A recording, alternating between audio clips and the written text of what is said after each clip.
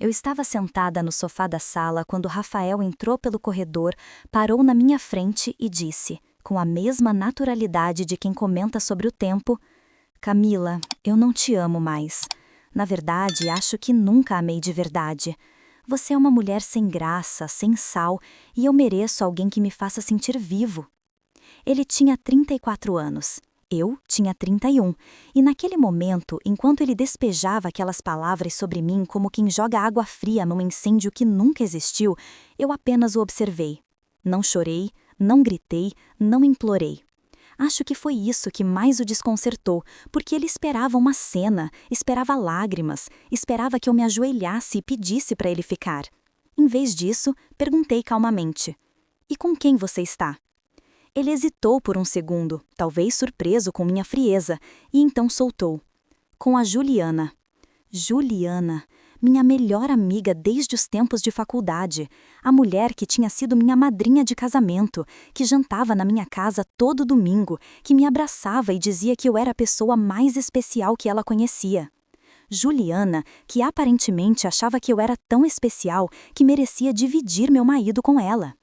Eu me levantei do sofá, alisando a saia do vestido que tinha comprado especialmente para aquela noite, porque era nosso aniversário de 7 anos de casamento, e disse apenas: "Tudo bem, Rafael. Você pode ir." Ele piscou, confuso. Acho que esperava uma batalha, e eu entreguei uma rendição silenciosa. O que ele não sabia é que aquela não era uma rendição. Era o início de uma guerra que ele nem imaginava que já tinha perdido. Antes de continuar meu relato, gostaria que você me falasse de onde está me ouvindo e o que você faria no meu lugar. Agora, continuando. O que Rafael não sabia e o que Juliana certamente não fazia ideia era que eu já sabia de tudo há exatamente 4 meses e 16 dias. Tudo começou em uma terça-feira de março, quando ele deixou o celular desbloqueado na mesa da cozinha enquanto tomava banho. Não foi por desconfiança que olhei, juro que não foi. Ele tinha recebido uma mensagem e eu pensei que fosse algo do trabalho, algo urgente que eu pudesse avisar. Mas a mensagem era de Ju e dizia: "Mal posso esperar para sentir seu corpo de novo. Ontem foi incrível." Senti meu estômago afundar, mas não deixei transparecer. Coloquei o celular exatamente onde estava, memorizei a posição e quando ele saiu do banho estava sorrindo e perguntando se ele queria café. Nas semanas seguintes, comecei a prestar atenção. Os sinais estavam todos lá, tão óbvios que me perguntei como tinha sido tão cega. As reuniões que se estendiam até tarde, as viagens de trabalho para São Paulo que aconteciam no mesmo fim de semana em que Juliana dizia estar visitando a mãe em Campinas. Os olhares que trocavam quando achavam que eu não estava prestando atenção. O perfume dela no carro dele, a aliança que ele esquecia de usar. Comecei a documentar tudo. Criei uma pasta no meu computador do trabalho, onde ele nunca teria acesso, e comecei a guardar capturas de tela, fotos, recibos, tudo. Descobri que eles se encontravam em um flat na Vila Olímpia, em São Paulo, sempre às quartas-feiras, quando Rafael dizia ter reunião com o conselho. Consegui extratos do cartão de crédito corporativo dele e descobri que ele estava usando o dinheiro da empresa da família para pagar as despesas com a amante. Isso seria útil depois. Enquanto Rafael e Juliana viviam seu romance clandestino, pensando que eu era apenas a esposa boba e sem graça que não percebia nada, eu estava silenciosamente reorganizando minha vida. Contratei uma advogada especializada em divórcios, a doutora Fernanda Martins, uma mulher de 50 e poucos anos com uma reputação feroz e um sorriso que prometia destruição legal para qualquer marido infiel. Ela me orientou a abrir uma conta bancária separada em outro banco e começar a transferir gradualmente minha parte dos rendimentos. Eu trabalhava como gerente de marketing em uma empresa de cosméticos, ganhava bem e tinha direito à metade de tudo que construímos durante o casamento, incluindo o apartamento de 200 metros quadrados em Pinheiros e a casa de praia em Ubatuba. Comecei também a documentar minha contribuição para o patrimônio familiar, guardando recibos de tudo que eu tinha pago, investido, organizado. Rafael sempre menosprezou meu trabalho, dizia que era a coisinha de mulher, enquanto ele, o grande empresário, tocava a construtora da família.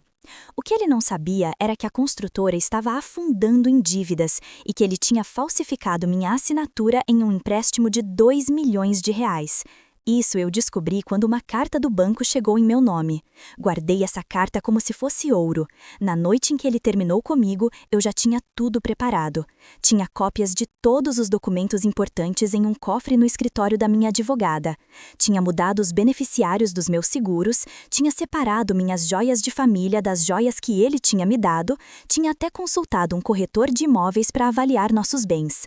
Quando Rafael fez as malas naquela noite, jogando roupas em uma mala Louis Vuitton que eu tinha dado de aniversário, ele parou na porta e disse: "Você vai ficar bem, Camila. Você sempre foi forte. Sem graça, mas forte."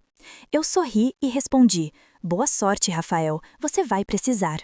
Ele riu, achando que era ironia de mulher abandonada. Não era. 3 dias depois do término, Rafael apareceu no apartamento exigindo que eu assinasse os papéis de um divórcio consensual que ele tinha preparado com o advogado dele, um amigo de faculdade que claramente não tinha lido as leis trabalhistas desde 2005. O acordo que ele propunha era risível. Eu ficaria com meu carro, minhas roupas e uma pensão de R$ 5.000 por mês durante 2 anos. Ele ficaria com tudo o resto, incluindo o apartamento, a casa de praia, os investimentos e até o cachorro, um Golden Retriever chamado Bento que ele nunca tinha levado para passear uma única vez. Quando recusei a assinar, ele ficou furioso. "Você está sendo difícil, Camila. Não complica as coisas. Você não tem provas de nada, não tem nada contra mim. Assina logo isso e segue sua vida sem graça." Eu apenas sorri e disse que minha advogada entraria em contato. A expressão de surpresa no rosto dele quando mencionei que tinha uma advogada foi quase cômica. Ele esperava que eu simplesmente aceitasse, que fosse embora quieta como a mulher sem graça que ele achava que eu era. Nos dias seguintes, a arrogância de Rafael atingiu níveis impressionantes. Ele postou fotos com Juliana nas redes sociais, os dois sorridentes em restaurantes caros, viagens para o Nordeste, passeios de lancha. Juliana, sempre tão preocupada com sua imagem de mulher independente e feminista, aparentemente não via problema nenhum em ostentar um relacionamento construído sobre traição. Ela chegou a me mandar uma mensagem dizendo que não tinha sido nada pessoal e que esperava que eu encontrasse alguém que me merecesse. Guardei essa mensagem também. Enquanto isso, a doutora Fernanda estava trabalhando. Ela entrou com o pedido de divórcio litigioso, alegando adultério e má-fé, e solicitou o congelamento preventivo dos bens do casal. Rafael recebeu a notificação em pleno jantar romântico com Juliana, segundo me contou uma amiga em comum que estava no mesmo restaurante. Aparentemente, ele ficou pálido como papel e saiu às pressas, deixando a conta para Juliana pagar. O congelamento dos bens foi apenas o começo. Quando Rafael tentou usar o cartão corporativo para pagar a fatura do flat na Vila Olímpia, descobriu que eu tinha enviado um dossiê completo para o pai dele, o verdadeiro dono da construtora, detalhando todos os desvios de dinheiro. Seu Antônio, meu ex-sogro, era um homem de princípios rígidos que tinha construído a empresa do zero e não tolerava desonestidade. Ele me ligou pessoalmente para agradecer pela informação e para dizer que sempre tinha me considerado uma filha e que lamentava profundamente o comportamento do filho. Uma semana depois, Rafael foi afastado da diretoria da empresa para averiguações internas. Dona Marlene, minha ex-sogra, apareceu no meu apartamento com um bolo de cenoura e lágrimas nos olhos, pedindo desculpas pelo filho que ela aparentemente não tinha educado direito. Ela me abraçou e disse que eu sempre seria bem-vinda na casa dela, independente do que acontecesse. Essas foram as primeiras pessoas a mudar de lado, mas não seriam as últimas. A família de Juliana também não ficou exatamente orgulhosa. A mãe dela, Dona Célia, que sempre me tratou como uma segunda filha, cortou relações com Juliana quando soube da verdade. Me ligou chorando, dizendo que tinha vergonha da filha que criou. O irmão de Juliana, que era casado com uma prima minha, ficou em uma situação tão constrangedora que acabou não falando com a irmã por meses. Juliana, que sempre se gabou de sua rede de contatos e amizades influentes, descobriu que ninguém quer ser associado a uma traidora. As amigas em comum que tínhamos foram desaparecendo da vida dela uma a uma. Já na minha vida, as pessoas apareciam para oferecer apoio. Colegas de trabalho, vizinhos, até a moça da padaria que me conhecia há anos, todos vinham me dizer que estavam do meu lado. Descobri naquele momento que ser sem graça não era necessariamente ruim. Pessoas sem graça são confiáveis. Pessoas sem graça são leais. Pessoas sem graça não roubam maridos de ninguém. Foi nessa época que reencontrei Lucas. Lucas Medeiros era amigo de Rafael desde a faculdade, tinha sido padrinho do nosso casamento e era o tipo de homem que Rafael sempre chamou de certinho demais e sem ambição. Lucas era advogado tributarista, trabalhava em um escritório respeitável e tinha um apartamento modesto em Perdizes, que ele mesmo tinha comprado com o suor do próprio trabalho, sem ajuda de família rica. Ele me procurou 2 semanas após o término para dizer que tinha vergonha de ter sido amigo de Rafael por tanto tempo e que estava à disposição se eu precisasse de qualquer ajuda. Não foi nada romântico no início, apenas um homem decente oferecendo apoio a uma mulher em situação difícil. Tomamos café algumas vezes, ele me ajudou a entender algumas questões tributárias relacionadas ao divórcio e aos poucos fomos nos aproximando. Lucas era o oposto de Rafael em todos os sentidos. Era quieto onde Rafael era barulhento. Era atencioso onde Rafael era negligente. Era honesto onde Rafael era manipulador. E mais importante, Lucas me achava interessante, fascinante até. Ele dizia que adorava como eu analisava as situações, como eu pensava antes de falar, como eu tinha um humor sutil que ele só percebia quando prestava atenção.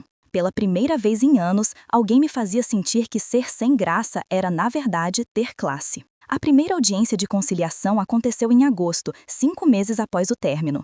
Rafael apareceu com seu advogado incompetente e um terno que eu reconheci como presente de aniversário que eu tinha dado anos antes. Ele parecia confiante, quase arrogante, claramente convencido de que conseguiria me intimidar a aceitar um acordo desfavorável. A doutora Fernanda chegou com 2 pastas cheias de documentos e um sorriso que não chegava aos olhos. A juíza, doutora Helena Vasconcelos, era uma mulher de 60 anos conhecida por não tolerar jogos em seu tribunal. Quando o advogado de Rafael começou a argumentar que o casamento tinha acabado por incompatibilidade de gênios e que eu não tinha direito à metade dos bens porque não tinha contribuído igualmente, a doutora Fernanda pediu a palavra. O que se seguiu foi uma demolição sistemática. Ela apresentou extratos bancários mostrando que eu tinha pago sozinha a reforma do apartamento, as viagens de família, as festas de Natal, enquanto Rafael desviava dinheiro da empresa para sustentar a amante. Apresentou prints de conversas entre Rafael e Juliana, planejando como me deixar sem nada no divórcio. Apresentou o documento com minha assinatura falsificada no empréstimo de 2 milhões. Apresentou fotos do flat na Vila Olímpia pago com dinheiro corporativo. Apresentou uma declaração do próprio seu Antônio confirmando os desvios do filho. A cada documento apresentado, Rafael ficava mais pálido. O advogado dele, claramente despreparado, tentava objetar sem sucesso. A juíza olhava para Rafael com uma expressão que só posso descrever como nojo contido por profissionalismo. Um momento mais satisfatório veio quando a doutora Fernanda apresentou uma gravação. Era uma conversa entre Rafael e Juliana, feita no próprio apartamento deles através de uma câmera de segurança que Juliana tinha instalado para proteção e cujas gravações eram automaticamente salvas em uma nuvem que ela tinha esquecido que eu tinha acesso, já que ela tinha usado o meu e-mail para configurar anos antes. Na gravação, Rafael dizia: "A Camila é tão burra que nem vai perceber. Vamos ficar com tudo. E ela vai aceitar calada porque não tem coragem de brigar. Mulher sem graça é assim, não reage." A juíza pausou a gravação e olhou para Rafael. "O senhor tem algo a dizer?" Rafael abriu a boca, fechou, abriu de novo. Pela primeira vez desde que eu o conhecia, ele estava sem palavras. A decisão preliminar foi devastadora para Rafael.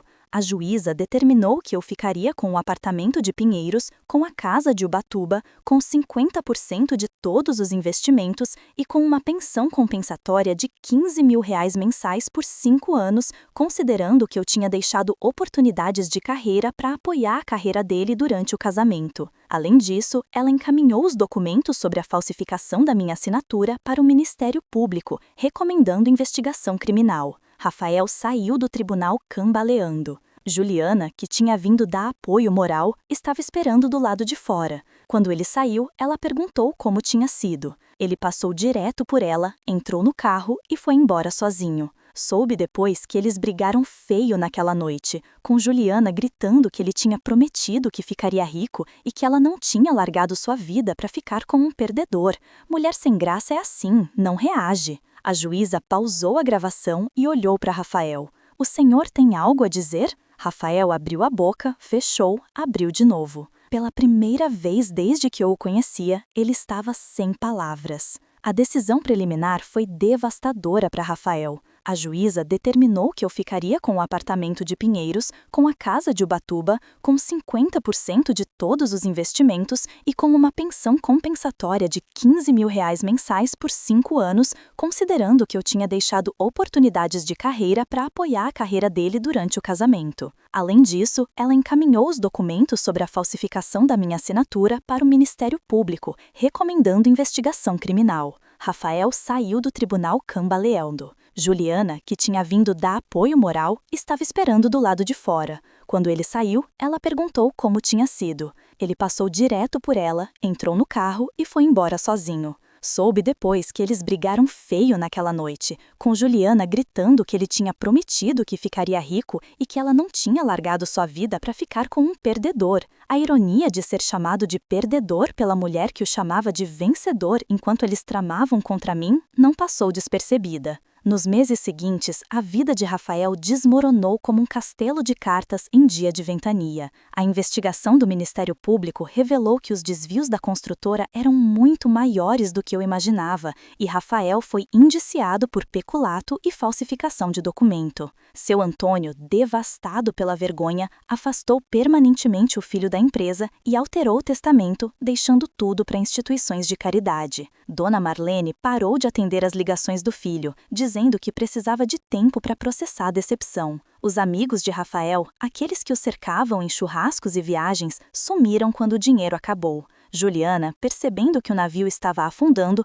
terminou o relacionamento 3 meses depois da audiência, alegando que precisava se encontrar. Ela tentou voltar para o antigo emprego, mas descobriu que ninguém queria contratar uma mulher conhecida por destruir casamentos. A última vez que eu ouvi falar dela, estava trabalhando como vendedora em uma loja de departamentos no interior de São Paulo, morando com a avó porque a mãe ainda não a tinha perdoado. 1 ano depois do dia em que Rafael me chamou de sem graça, eu estava em pé diante de um espelho, ajustando o véu do meu vestido de noiva. Lucas estava me esperando em uma pequena capela em Campos do Jordão, cercado por pessoas que realmente nos amavam. Dona Marlene estava lá, sentada na primeira fila, chorando de alegria por me ver feliz. Meus pais, que tinham sofrido comigo durante todo o processo, estavam radiantes. Até Bento, o Golden Retriever que eu tinha conseguido na partilha de bens, estava lá, com uma gravata borboleta e a missão de levar as alianças.